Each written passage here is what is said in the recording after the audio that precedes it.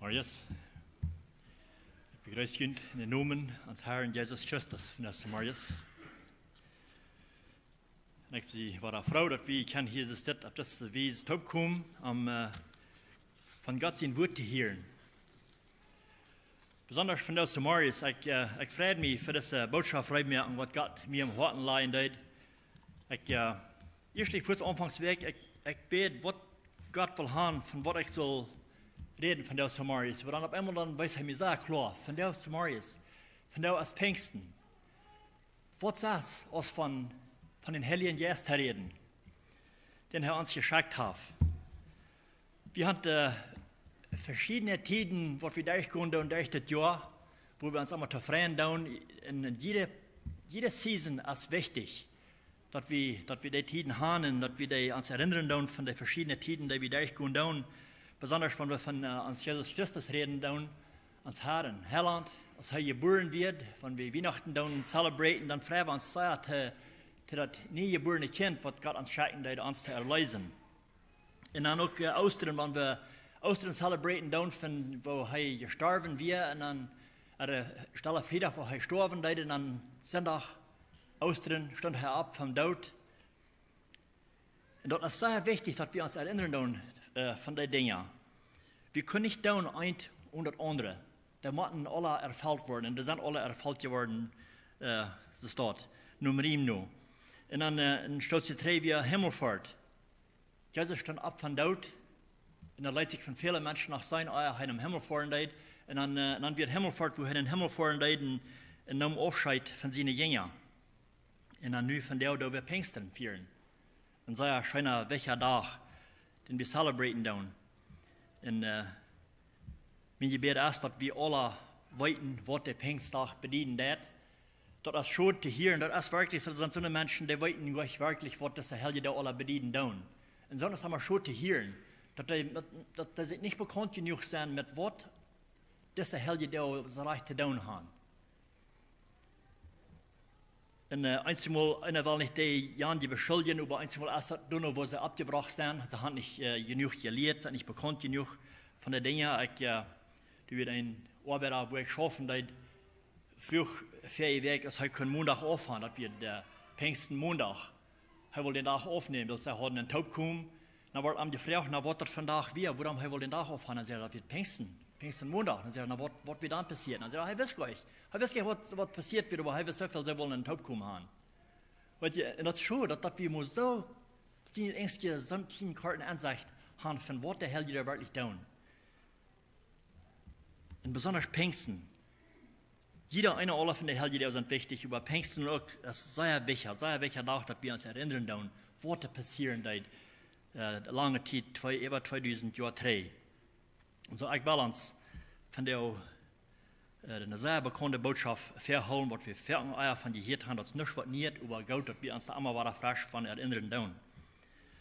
Und den Tag, den ich mir gewählt habe, den Timer, als Jesus hat den Tröster geschickt. In den Tag, den habe ich mir gewählt, aus Johannes 16, Vers 7. Der ist es das sein, dat. Ich sage die Wahrheit. Für jünd ist das gut, dass ich weggehe. Weil wenn ich nicht weggehe, kommt der Tröster nicht jünd. Wenn ich übergehe, wo ich jünd den schicken. So ich habe hier, und er sagt hier mehrere Dinge, was er sagt. Das erste ist, das ist für uns gut. Er sagt, das ist für jünd gut, dass ich weggehen darf. Er sagt nicht, dass das für sich wird, aber er wird zu tun am der andere, am Ende. Er sagt, für jünd ist das gut, dass ich weggehen darf. Und warum? Dass er wird den Tröster schicken, der Gott versprochen hat. Und so da freuen wir uns auch, dass das passiert, dass Gott schickt den Tröster, den Heiligen Geist. Und das, was heute seine Jünger sieht. Aber er sagt, dass er wird gehen, weggehen von ihm, und er wird den Tröster schicken. In Lukas Kapitel 24, Vers 49, ich will da ein paar Versen lesen, wenn ihr eine Bibel mit haben, will handrehen. Ich leite aber, wenn wir kann nur lesen, von was geredet wird, dann weit wir, bloß daher zu sein, was geredet wird und gelesen wird, dass das stimmt. Lukas 24, Vers 49 sagt, und ich will jünd den schicken, was mein Vater jünd versprochen hat. Dann sagt er, überblieft in Jerusalem, bis die Kraft von boven über jün kommen wird. Und warum sollen sie in Jerusalem bleiben? Gott hat ihnen all gesagt, was sie zu tun haben. Er will nicht schicken, er soll das Evangelium predigen und heilen andere Menschen, was er zu heilen fehlt und so weiter. Aber nun sagt er, sie sollen in Jerusalem bleiben. Ich glaube, was er hier probiert zu sagen, ist, sie sollen nicht rausgehen in ihre eigene Kraft. Sie sollen warten, in Jerusalem warten. So, sie sollen in Jerusalem bleiben. Und dann sagt er, dann nahm er an der Rüt mit Bethanien und hof seine Hänge ab und Serien an. Und während er an Serien verschwung er von an und fuhr nach dem Himmel. Hier passiert was wirklich sehr Besonderes, was hier passieren wird. Sie hatten nur einen Taubtraf nach dem letzten Mal mit Jesus. Sie haben sich enorm angewandt, mit den Taub zu sein. Sie haben sich angefangen zu regnen, viel regnen, sie leichten Jesus und alles. Aber nun verleiht er ihn. Das heißt, sie hatten dann wieder einen Taub kommen nach. Jesus nach vorne in dem Himmel. Jesus nimmt hier Aufscheid. Ich weiß nicht, was das mit Jünd ist, wo je einen Aufscheid zu nehmen, mit großen Freunden. Mir sind geschehen. Ich soll nicht sehr gut mit Aufscheid nehmen, wenn einer Jas hat, allein nicht sein haben. Einer aus dem Stutz mit der Taub, und wenn der Aufscheid nehmen, dann wollen wir da wegfahren, dann zum letzten Mal nach Taub kommen und Aufscheid nehmen. Mir sind geschehen. Und ich glaube, so ging die Jünger dort hier. Sie hatten gleich eine sehr gute Zeit. Sie sollen hier Aufscheid nehmen von Jesus, mit dem sie sich zur Taub gewandt haben. Und als sie am Sagen, er sieht dort, er Serien ernt, haust seine Hänge über ernt, und Serien ernt, und dann so verschwung er in der Luft nehmen. Und er nahm hier Aufscheid von ernt. Dann sagt er in Apostelgeschichte Kapitel 1, Apostelgeschichte 1, Vers 10, als sie am herankickten, während er in den Himmel fuhr, stünden wir an mit einmal 2 Männer in witte Kleider. Ich weiß nicht, wie lange sie hier gestanden haben und hat Jesus herangekickt, das sagt hier nicht. Aber ich glaube, er hat den Stadt gestanden, vielleicht wollte sein, wie lange sie noch würden sein. Er verschwunkte von ihrer Mad. Und sie kickten am heran. Und während sie nachher kicken und kicken, wo er verschwingen und sie bleiben da bloß. Und Jesus hat aber gesagt, sie sollen nach Jerusalem gehen. So, ich weiß nicht, wie lange sie da stehen und kickten in der Luft. Und auf einmal dann kamen da 2 Männer. Das wir ein Engel, was Gott schicken, die mankernt. Da sehen, je Männer von Galiläa, warum stehst du hier und kicken im Himmel? Warum stehst du hier und kicken im Himmel? Jesus ist das weitergegangen. Das Jesus, der von Juden im Himmel angenommen wird, wird krass so zurückkommen. Hier kriegen sie einen Trost von diesem Engel. Er sagt, das Jesus, der wird nicht für immer im Himmel bleiben. Er wird zurückkommen. Krass so im Himmel angenommen es werden. Krass so aus je Arm haben seinen im Himmel fahren. So wird er zurückkommen. Und wir können auch von lesen, 1. Thessalonicher 4, Vers 16, und da mehrere Versen, wo das von geschrieben wird, wo Jesus wird weiterkommen, er wird seine kommen holen, die gestorben sind, in den Arm, wo die Christen sind, der wird die erst abwachen, und dann der wird er noch hier bleiben, dann, wo er mit ankommen in der Wolken nehmen. So er wird zurückkommen. Christus er verschwingt, dass er in den Himmel fahren wird, wird er in der Wolken wird er zurückkommen. Und dort haben wir uns zu freuen. Das ist eine Freude, die jeder Christ hat, und soll sich zu freuen. Sein Wiederkommen. Der Jesus Christus nicht haben als persönlicher Herr, und der grühlen sich für die Zeit. Der grühlen sich für, wenn Jesus wiederkommt. Aber Christen, wirkliche Christen, die freuen sich dazu, die lernen da bloß dazu.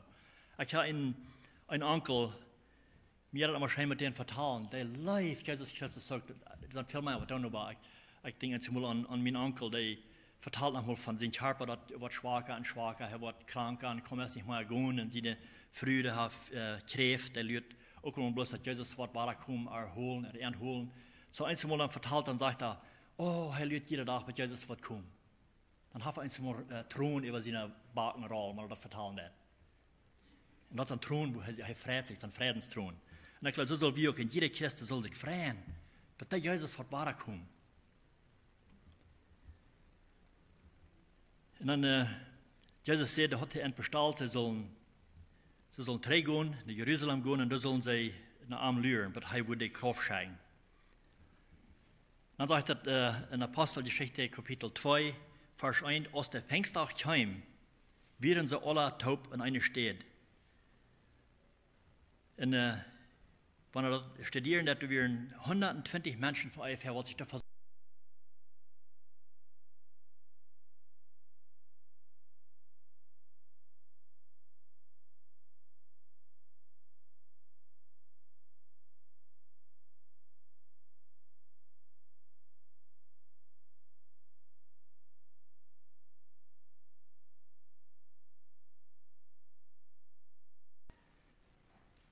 Und wenn er denkt an das Wort plötzlich, was meint das Wort so reich plötzlich? Das meint hastig, schwinn. Das fängt nicht so an, aber das passiert plötzlich. Dann hielten sie auf einmal in diesen Sturm, in die Lüd, manch kommen. Und von der und da, wenn wir den Heiligen Jes sein, auf wem kommen, dann haben wir sein, das nicht zu sein. Aber das antworten an der Person, was passiert ist in so einer Person, was den Heiligen Jes gekriegt hat, wo der verändert wird. Und das hier wie der Heilige Jes zu sein, das sagt in Vers 3, dann sahen sie mit einmal Tungen, aus von 4.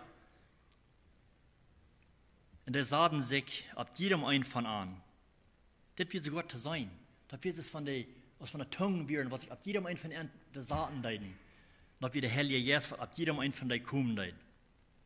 Und dann sagt er, sie werden alle mit den Heiligen Jes gefällt und fangen an, in andere Sprachen zu reden. Du nur aus der Heilige Jes das möglich macht. Ich kann mir nicht vorstellen, was hier so reich was passiert ist zu der Zeit, oder was geloten sind, oder wo Fehlungen waren gewesen, als sie auf einmal diese Kraft kriegen, was ab ihnen kam.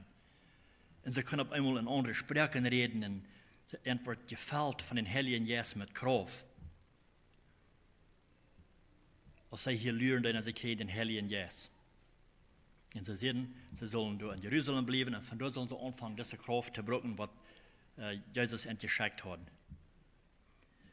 Und dann sagt er wieder, dort in Jerusalem, zu der Zeit ist das passieren, da werden da Menschen von weit und breit, von verschiedenen Ländern, was dort haupt werden, was dort wohnen in Jerusalem. Und Vers 4 sagt, du wohnen dann in Jerusalem Juden.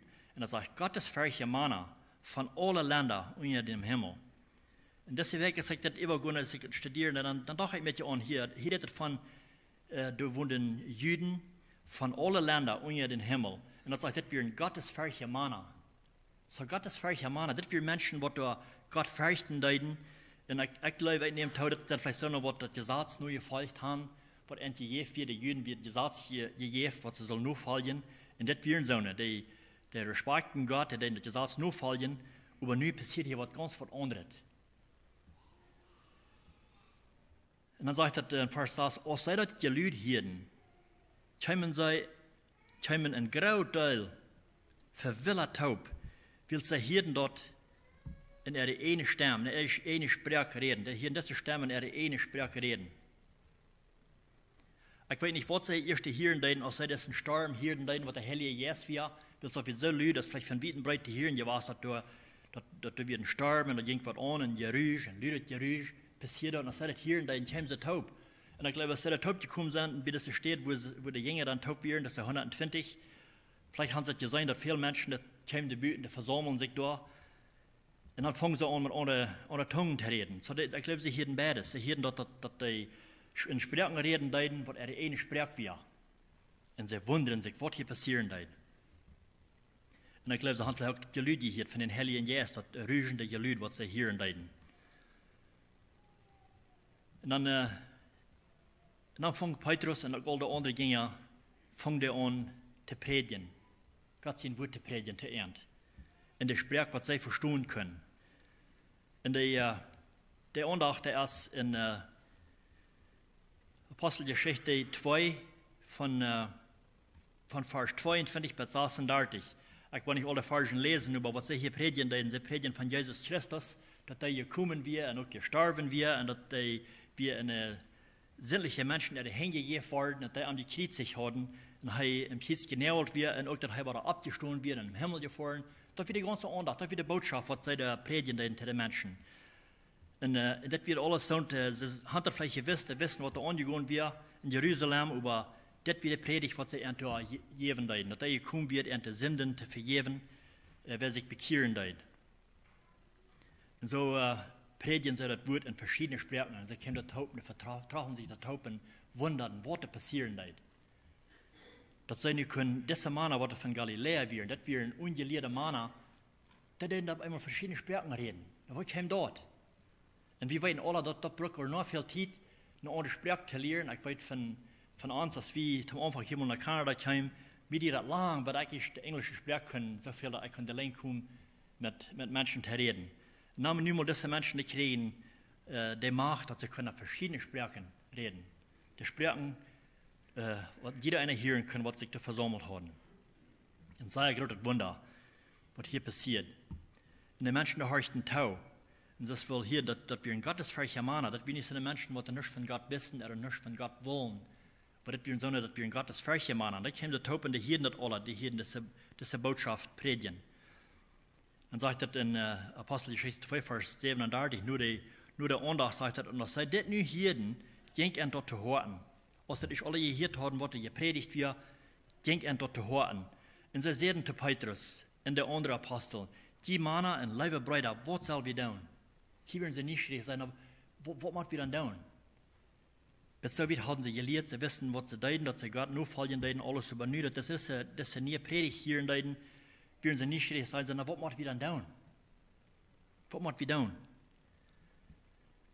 Und das, was Petrus seine Antwort wird geerntet in Vers 33. Petrus sagt an, Tiet am en lot junt alle in Jesus Christus sie noemen duipen, dat junt de zinden vergeef worden. Dan wordt God junt den Heiligen Geest schenken. So, wenn sie das würden tun, dann würden sie auch diesen Heiligen Geist kriegen, was sie gekriegt haben, sehen sie das geerntet. Aber sie sollen amtieren, tiet am en lot junt duipen, dat junt de zinden worden vergeef worden. Also von der alten Leben, was sie erst gelebt hatten, dort loten, amtieren, amdrehen und ein anderes Leben anfangen. Omdat ihre Sünden würden vergeben worden. Dann würden sie auch den Heiligen Geist schenken. Und das ist, was erst passieren muss. Der Mensch muss amtieren und der muss Vergebung fragen von seinen Sünden und Leid haben die Eva. Und dann sich loten deuten, wiesen, was da passiert ist, innerlich in der Person. Und Petrus predigt hier gleich dort, was am gegeben wird, was der Jesus am hat anvertraut zu predigen. Das ist, was Petrus die predigen deed. Nur Lukas 24, Vers 47 sagt er, und dort in seinen Namen von Amtieren und von Sündenvergebung gepredigt worden soll, mag alle Völker. Die sollen in Jerusalem damit anfangen. Und gleich dort wird das Dinge hier gesagt worden, sie sollen in Jerusalem anfangen. Gleich du, wo sie wären, von ihrer Amtjagd, du fehlt das Erste. Da sollen sie mit anfangen, dann soll das gepredigt werden. Das ist, was sie deuten. Und sie sollen Zeichnis sein daher. Das sagt der Vers 48, und mit jenen Zeichnis daher stehen. Und das ist, was sie deuten. Sie haben das erfahren, sie haben das belebt mit Jesus Christus, sie wissen gleich, was mit ihnen passiert wird, weil sie haben das selbst belebt, so sie werden Zeichen dafür. Und sie werden durch jetzt in Jerusalem, und da passiert das. Und da wird viel gepredigt und so weiter. Und das ist, was da passieren muss. Sie sollen amtieren. Sie sollen auch das Leben anfangen. Und dann sagt das Vers, Apostelgeschichte 2, Vers 41, sagt das, und da sie wird mit Frieden angenommen, leiten sich Deipen, und an den Tag werden dort 3000 Säulen gekommen. Und hier, wenn wir alle Wirten morgen da, und das sagt, und da sie wird mit Frieden angenommen. Das sagt nicht alle nehmen das mit Frieden angenommen, aber das sagt da sie wird mit Frieden angenommen, leiten sich Deipen. Sie deuten, was sie gehört haben. Sie kehren an von ihrem Leben, von ihren Sünden, und leiten sich bekehren, bekehren sich und leiten sich Deipen. Da werden 3000 Säulen, was da kommen. Die große Schar Menschen, was ihr Leben durch anderen deuten. Und gleich so, als das von der und nach haben wir für jeden einen von uns wird der Heilige Geist angeboten, dass wir amtieren von uns alten Leben in ein neues Leben anfangen. Und das ist dann, wo wir proben dann. Keiner kriegt den Heiligen Geist, bitte, er geht ab von seinem alten Leben und bekehrt sich und nimmt Jesus Christus an als sein persönlicher Heiland und lässt sich taufen. Er kann keiner den Heiligen Geist erfahren. Und dann, wo viel Gott die Proben zu tun? Was die Proben zu tun, das ist nicht echt den Heiligen Geist. Bitte, der Mensch bekehrt sich und kehrt an von seinem Leben. Und lassen sich taufen. Und das ist ab übrigens wichtig, daran zu denken, wenn wir den Heiligen Geist nicht haben, wenn wir die Erfahrung haben, gemerkt haben, dann das ist ein Zeichen, dass wir nicht zu Gott gehören. Das ist ganz klar, nur die Schrift nur. Kijk mal, was Römer 8, Vers 9 sagt. Aber ihr seid nicht im Fleisch, ihr seid im Geist, wenn Gott sein Geist wirklich in ihnen wohnt. Und sagt, wenn über irgendwer nicht Christus sein Geist hat, da ist da noch nicht einer von der Sinje. Ich habe das verstanden. Wenn der eins, wer nicht den Heiligen Geist hat, der ist nicht einer von der Sinje, von Gott Sinne. So das ist ganz klar. Damit beweist sich dort. Wenn wir den Heiligen Geist nach Himmel gekriegt haben, dann haben wir uns Leben nicht geändert. Dann sind wir nicht Gott Sinne kennen. Der Heilige Geist, der ist ein Teken davon, dass wir Gott gehören tun. Und nur auf Häuser einfach stratieren, sagt er auch. Und so wird das auch mit Jünd, der jede Wahrheit gehört haben, wo der hier geraten worden und an Arm geleibten. Dann teken Gott Jünd mit den Heiligen Geist. Dann teken Gott uns mit den Heiligen Geist. Ich glaube, das ist der höchste Schrift, Martin Luther seine Übersetzung sein, der sagt dann wie wir versiegelt mit den Geist. Oder auf Englisch sagt es, you were sealed. Das wird ein Teken, womit wir versiegelt werden. We were sealed with the Holy Spirit. Kijk, das sind 3000 Menschen dort der Zeit, die kriegen den Heiligen Geist und die werden getekend, dat sei Gott die hier in deiden. Und dat mal zu begreifen, was da passiert ist der Zeit, dann zu der Zeit, dass 3000 Menschen zum Glauben kommen deiden in der Umgegend. 3000 Menschen. Wenn wir hier mit den Kirchen da nach uns Gebiet hier, wenn wir das ganz voll haben, kann von euch sagen, 400 Menschen, man sieht nicht mal alle so Leute deuten. Das wird viel Zeit nehmen, viel Zeit brauchen, aber das wird wirklich ein Wunder sein, das zu erfahren. Wenn es so eine große Bekehrung stattfindet. Wir werden recht lang drehen, wie wir in Leamington, wo uns jüngster sehen sich like deuten, und da werden 21 Tafeln, was den Tag werden. Und dort hat je eine große Freude, manche Menschen, manche Versammlung, was da passiert, denn das werden meist alles junge Menschen, was sich da leiden deuten, wo da eine große Freude, manche Menschen, dass so viel sich handgeben zu den Herren. Und wir können erfahren, hat dort mit viel miternten, weil es ein von denen wir uns sehen, dass die Wesen deuten, innerlich, wieder was passiert in der Hort. Sie haben sich bekehrt und sie haben ihr Leben nur Gott gegeben und nun beweisen sie das mit der Taufe. Eine große Freude gibt dort. In der Bibel sagt doch sogar im Himmel ist eine große Freude, was dann passieren wird. Die Engel freuen sich, sagt die Bibel, wenn der Einsinner sich bekehren wird.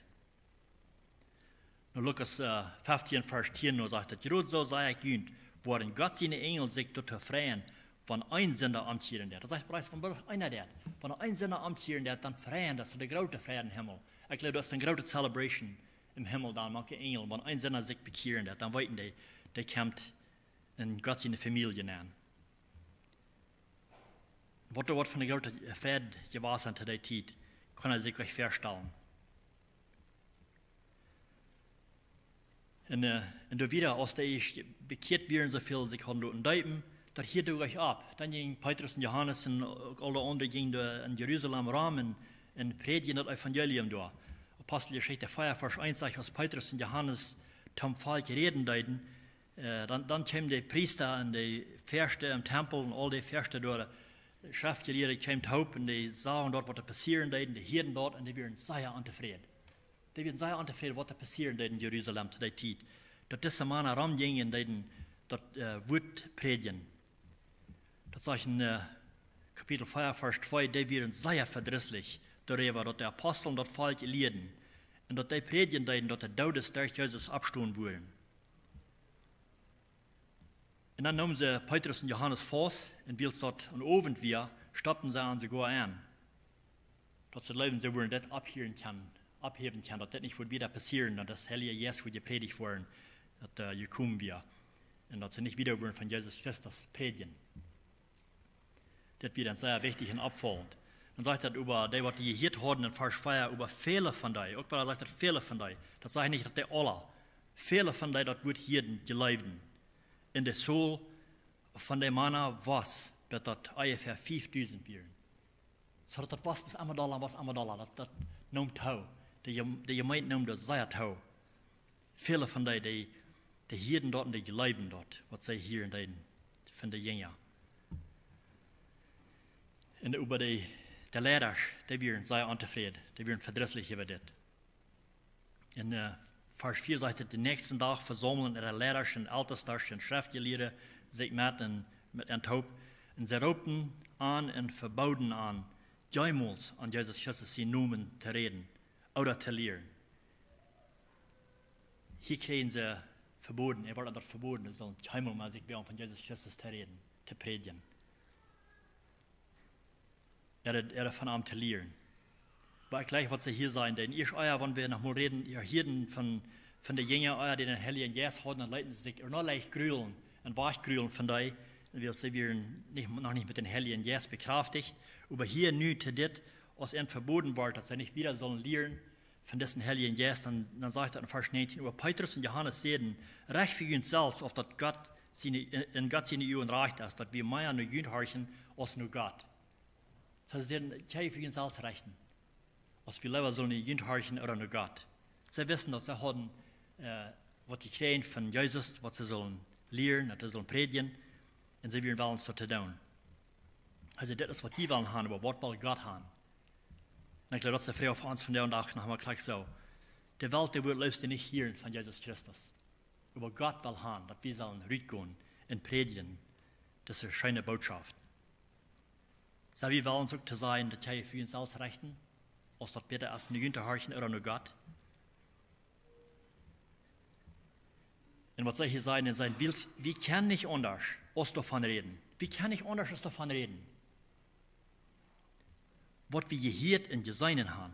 Sie haben der Erfahrung selbst gemerkt, wo können wir abhören von dem reden. Das sehen wir kennen Gott.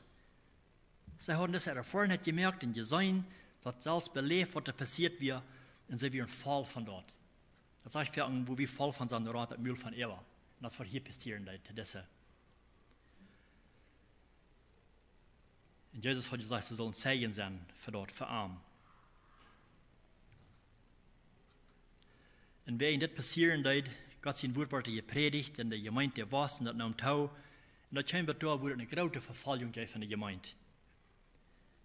Luther in Kapitel 18, Apostelgeschichte, da hier von wo eine große Verfallung wird in Jerusalem.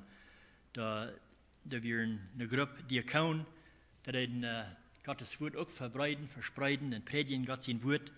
Und das scheinbar da, wo sie sogar festnehmen, und Stephanus wird festgenommen und sie frühen Arm auf und er wieder ganz driest und vollen Heiligen Geist und die predigt das Evangelium dort ernt. Und dann werden sie wehren. Unfähig. Aber das können sie nicht verstehen, das können sie nicht verdrehen und das scheinbar da, dass sie am Stein leiden. Für sie Glauben. Am wird dort gemerkt. Und Saul, was nu Luther Paulus wir, wieder tun, wieder mit einverstimmt. Apostelgeschichte 8, Vers 1 sagt, soll wir damit verstehen, dass sie am Tod mögen. Und dann sagt er, und gerade dann fängt eine große Verfolgung über die Gemeinde in Jerusalem an. Und sie wurden über ganz Judäa und Samaria verstreut, wie der Apostel. So wenn es das, was da passieren, dann gibt es eine große Verfolgung, die Menschen, die Christen, die wurden weit und breit verstreut. Und wenn durch diese Verfolgung wir, sie hören die ab, mit Gott sein Wort zu predigen. Sie gehen in verschiedene Städten, viele Menschen, so viele Menschen, wenn man denkt, dass an 5.000 Menschen, die an die Gemeinde teilgenommen werden, wenn die alle ramgehen und predigen das Evangelium, ich habe uns feststellen, wo mächtig das ist, ihr weißt, wo viel mehr das Wort haben die Hirn gekriegt. Und weil sie auch verfolgt werden worden, sie hören die gehabt mit Jesus sein Wort predigen. Sie gingen euch ein zum Verstärken, dass sie nicht auf einmal irgendwo stehen, das Stephen leiden. Sie gingen in verschiedenen Städten, das ist in Vers 4, die verstreut worden, gingen alle Wege und predigen das Wort. Das ist, was sie leiden. Sie predigen das Wort. Viel mehr Menschen kriegen, dass die hören und können zum Glauben kommen. Besonders denke ich an gleich der Lehre von Philippus, wie auch einer von der Diakonen, hat in Samaria, das wo er angeroden hat. Und da machen die Menschen, dass wir noch sagen, gottlose Menschen da, haben nach Kimmel von dem Evangelium gehört. Und nun wird hier einer von der Diakon, was von Jerusalem kam, und er predigt das Evangelium dort ernt. Und da wird eine große Freude, was da passieren wird, dass er erfahren hat, was sie da experiencen werden. Und durch Philipp seine Kraft sagt er in Vers 7, Wils arene juist daarvoor met een grote geschrei uit vele bezetenen uit. En veel die gelähmt en loom werden, worden geheilt. Dat is wat er passiert is van einer, der wat er ook moest verloren van Jeruzalem wegens de vervolging. Dat werd Philip. En hij had ook onverg, ging hij en predigde het evangelium en heilde de lomen en kranken en dat bij zich gasten uitdreven. En dan zegt in vers 8, en du weer een grote vrede in de stad. Hier weer een grote vrede in de stad, mangt de mensen door.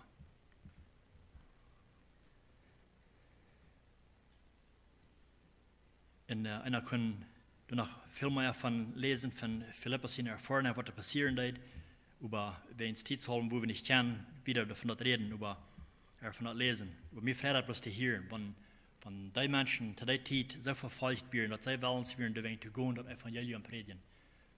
Woher wurde broken für uns, wenn hier mal so eine große Verfolgung stattfindet? Wie weit wir, als das nicht passieren darf? Und das können ganzen Karten sein. Wo wir dann willens dann, dahin Gott sehen wird, unfeucht zu predigen, und dann was passieren darf, Fall den Heiligen Geist, Gott sein Wort predigen. Und viele von denen, dass wir Menschen, was all auch das sein, dass wir ein gottesfürchtige Menschen, aber sie haben nie einen Glauben geführt von Jesus Christus und haben sich umgekehrt von der alten Leben.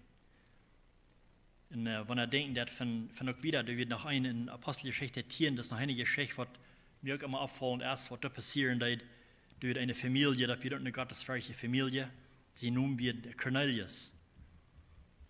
Da sagt er in Apostelgeschichte 10, Vers 2, er und seine ganze Familie waren fromm und gottesfürchtig und er gab reglich da, wo das fehlt, und bet einmal zu Gott.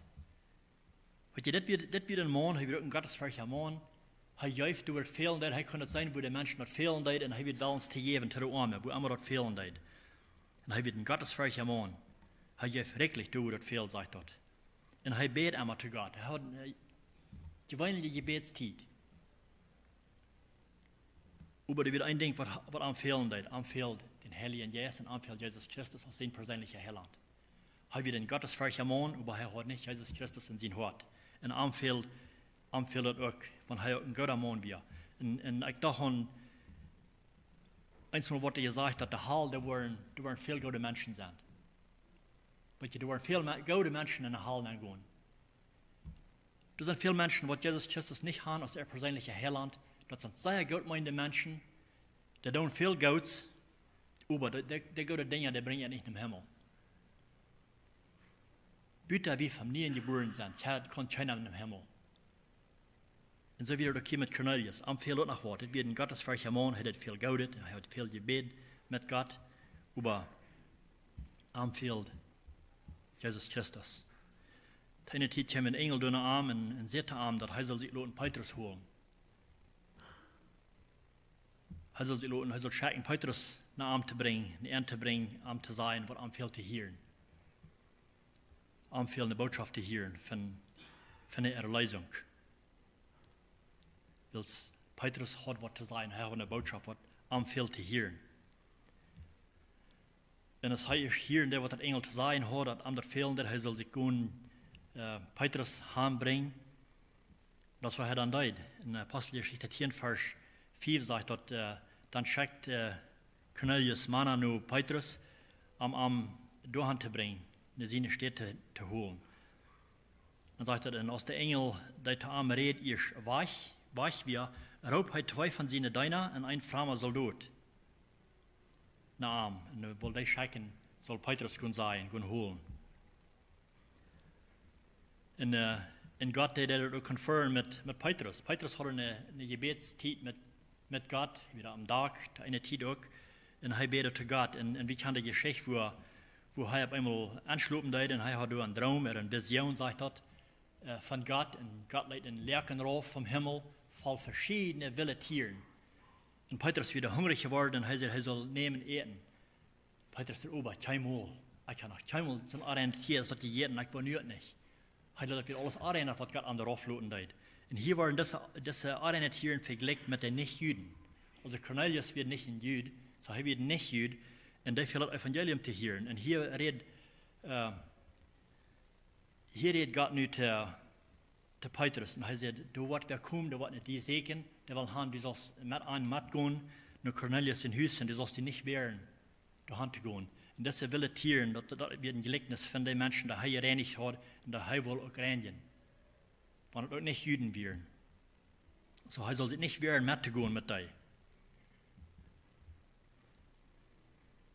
Und die Menschen, die kennen dort, sagt in Apostelgeschichte 10, Vers 17, als Petrus noch darüber besorgt wird, was das Vision bedienen soll, hatten der Mann, der Cornelius geschickt hat, uitgefangen, wo Simon sein Haus war, also Petrus, und standen am Hafport. Die werden das Mann aber durchgekommen, die werden da an der Port, am Haag, wo sie gekommen, haben sie Petrus gefangen, da standen sie. Und dann sagt Gott, steh ab und geh rauf, und sie ihm nicht mitzugehen, weil es ich habe an die geschickt. Also das Mann, die gekommen sind, da sind die gekommen, die nicht sehen, mit ihnen mitzugehen, das ist nicht geschickt. Das sind geschickt von mir, dass die uns helfen.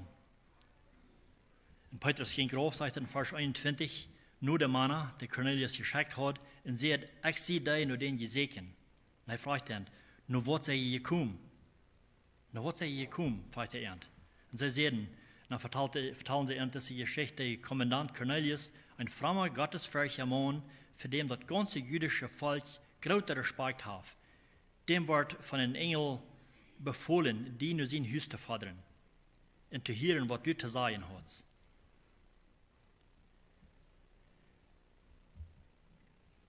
Und dann, als Petrus da hören, da sehen die nicht mit ihnen mitzugehen. Petrus möchte sich reden, geht mit dir. Sie bleiben dort eine Nacht, aber den nächsten Tag, sagt dort ein Tag Lothar, gehen sich am Weg, nur Cornelius in Hus. Und sagt, ein Tag Lothar kam sie nur Caesarea, Cornelius lügt da noch an und hat seine Freundschaft top gekriegt. Ich leite hier, das hier sein, dass er weiß, dass Petrus wird kommen, und so er merkt vielleicht weit und breit bekannt, sagt, dass da wird wer kommen, da wird uns was vertellen, was wir sollen hören. Und so hat er bekannt merken, und dann sagt er hat Freunde angeladen, in seine Freundschaft, die werden alle top gekommen, die werden top gekriegt, um zu hören, was Petrus wird kommen sein zu Ende. Hat er ein Family Gathering und dann nach Freunde top gekriegt. Und da werden viel top gekommen, um zu horchen, was das Petrus an wird zu sagen haben. Dann sagt er in Vers 27, und als er erst mit ihm redet, ging er hinein und traf die Fehler.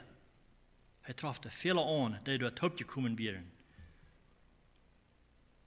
Und dann sieht Petrus da was an, was er vielleicht nicht hören will, aber dann sieht Petrus, dann sieht er an, die weiten, wo dort für ein Jüd jeden dort gesagt ist, mit den Nicht-Jüden top zu kommen oder Gemeinschaft zu haben. So, er sieht dann, die weiten uns gesagt, wir sind Jüden und die sind nicht Jüden. So, für uns ist das nicht reich. Wir haben nicht die Freiheit, hier zu kommen, man könnte Gemeinschaft zu haben. Das weiß die. Und nu hast du mir aber hier geklärt, nicht die, das ist ganz ans Gehen, er gesagt. Und dann sagt der Ober, Gott weiß mir, dass ich keinen Mensch soll gemein oder Aryan nennen. Dass er mit das Wille Tieren, was ich gereinigt habe, dass er nicht Aryan mehr oder für Aryan holen. Ich glaube, das einzige Mal, da sehr leiden wir noch eins. Wir sind einzige Mal, sehr tickende Menschen, tickende an, leben noch. Für den ist das nicht, für den ist das nicht. Das ist nicht mit der Niet, das ist nicht in Dieter. Aber was Gott gereinigt hat, das habe ich keine Freiheit, Aryan zu teilen. Und Gott ist gekommen für alle Menschen.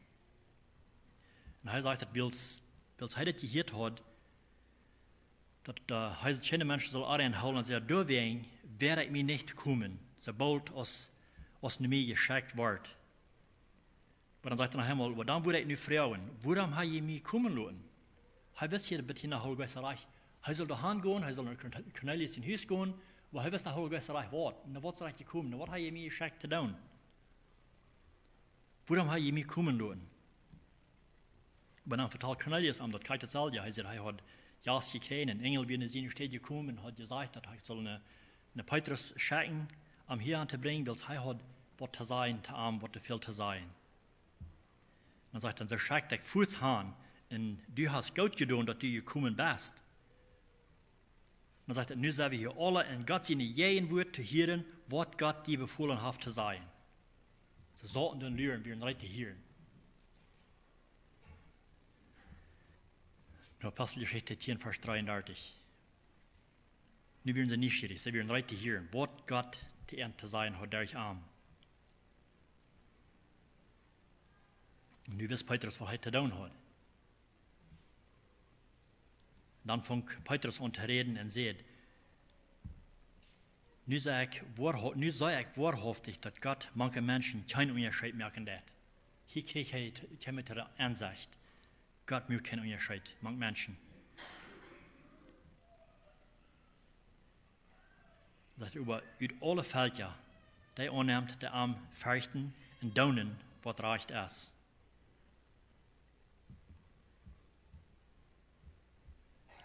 Und er predigt das Wort der Tee und auch, das soll ja erklären, was er vielleicht zu den Menschen in Jerusalem vertellen, was sie zu tun hat, dass sie soll amtieren von ihr Leben, wird er auch gepredigt.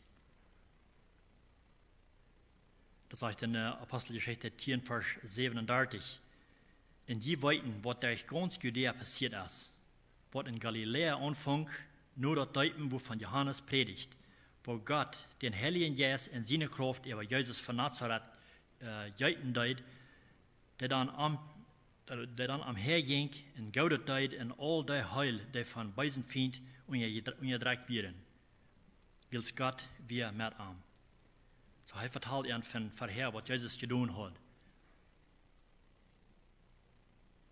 Dann sagt er in Vers 42, Kapitel 10, und Jesus befahl an, den Menschen zu predigen und dafür anzustoßen, dass er ist, der Gott bestimmt ist, über Leben und Todes zu rechter zu sein.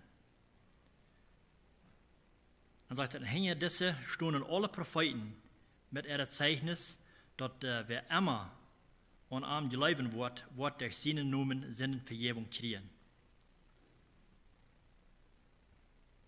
Das wird Petrus sagen, man sie würden in seinen Namen am Anrufen, die würden Vergebung kriegen von ihren Sünden. Das wird eigentlich, was Petrus hier gepredigt hat. Das ist nicht gleich dieselbe Botschaft, was er in Jerusalem predigen deuten, aber ich glaube, das wird dasselbe, dass sie sollen amtieren von ihr Leben, das soll Jesus Christus annehmen als ihr persönlicher Heiland und an sich loten deuten. Und so verteilt Petrus dort mit einer starke Stimme und hat eine sehr wichtige Botschaft verehrt, eine sehr strenge Botschaft. Und dann sagt er in Kapitel 10, Vers 45, als Petrus das wieder nach redet, fall der Heilige Geist über all die nur dort Wort horchten. Also das wären die Nicht-Juden, wo sie erst leben, wo keine Hoffnung für wir. Als Petrus diese Botschaft vertalen deed, dass der predigen deed, worden die kämen zum Glauben, und der Heilige Geist kam über an. Und sie wurden mit dem Heiligen Geist gefällt. Und dann sagt er Vers 44, und die Juden Christen, die mit Petrus taub gekommen wären, wunderten sich darüber, dass der Heilige Geist auch über diese Nicht-Juden ausgegoten wird. Weil die das haben gleich den Salden glauben, die leiden verehrt wird Gott, dass der Heilige Geist verehrt kommen wird, und verehrt kommen wir. Aber nu, das wären was von der aus Petrus der Hand haben, der Cornelius, die wären mitgekommen, mit an, und sie erfahren gleich, was da passieren wird. Sagt er, in der Juden Christen, die mit Petrus taub gekommen wären. Er sagt, dass willst die Hirden auch in andere Sprachen reden, in Gott loben. Das können sie selbst hören mit ihren eigenen Ohren. Sie hören, dass das nicht Juden, die haben auch die Krähen und sie loben und preisen Gott und die fangen auch an, andere Sprachen zu reden. Du wird zu sein, sie haben auch dieselbe Kraft erfahren, die Jünger gekriegt haben. Die fangen mit anderen Sprachen an zu reden. Und dann sagt Petrus Jesus, das kann irgendwer dort Wutter verbeiden, dass das nicht sollen gedeiht worden, die den Heiligen Geist groß so gut gekriegt haben als wir. Sie wissen, dass sie den Heiligen Geist auch gekriegt, gleich so als sei. So sagt er, erst der eins wäre, warum sie das nicht sollen tun? Wer würde das verbeiden, dass sie sollen gedeiht worden? Dann sagt er, und er befahl an, in Jesus Christus die Namen zu deipen. Dann führen sie an, nach ein paar Tagen bei an zu bleiben. Sie haben die Synagoge Frieden erfahren, die haben sie mal rein verlangen, dass sie sollen hier bleiben. Und das passiert wird, aber warum bleiben wir nicht nach ein bisschen länger hier? Nach ein paar Tagen länger. En hier nu zijn ze er länger gebleven, ze hebben de gemeenschap gehad, vielleicht sogar und hat die Jäten, bis wie hier in Lothar, nach wo als Petrus ist mit seiner einen Bruder taubkam mit der andere Jünger, als er taubkam, dann kriegt er neu utgegrenzt von da, dass er wird, nur dass er nicht Juden gegangen hat, die Gemeinschaft gehad mit er und sogar mit er taub die Jäten. Kriegt Petrus da neu utgegrenzt sein, dann weißt du nicht, dass das Jäten ans gesagt ist, dass wir nicht Freiheit haben, wir sollen nicht, dass nicht Juden in Haus gehen. Aber dann erklärt Petrus, dass das wohl noch eine ganz andere Rapport sein, über das Petrus erklären, was da passiert wird, dann erfahren sie selbst auch, was da passiert wird, und sagen, dass Jesus wird für die Christen Gott gekommen. So das kann sein, dass der Heilige Jesus ist gekommen für alle. Und dann wird es, und dann wird von klar. Jesus ist gekommen für alle, und er hat den Heiligen Jesus geschickt als uns Tröster, uns Helfer. Und muss durch seine Kraft her wird auch tun.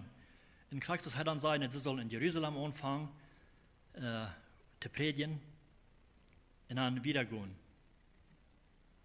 In Judäa, in Samaria, in der ganzen Welt soll die gehen, Gott sein Wort gepredigt. Und Christus meinte von der uns nach Hammer. Wir können hören, wo Gott seine Kraft nach Hammer wirken hat in uns. Wir können bloß in unserer hier in unserem mehr sein, was Gott tun hat. Menschen werden rückgeschickt in der Predigen und Evangelium in verschiedenen Städten. Und das ist Mutter, Gott seine Kraft, dass wir das tun. Mit unserer eine Kraft würde das gleich verschlagsam sein, dann würde das nicht anholen, mit unserer eine Kraft.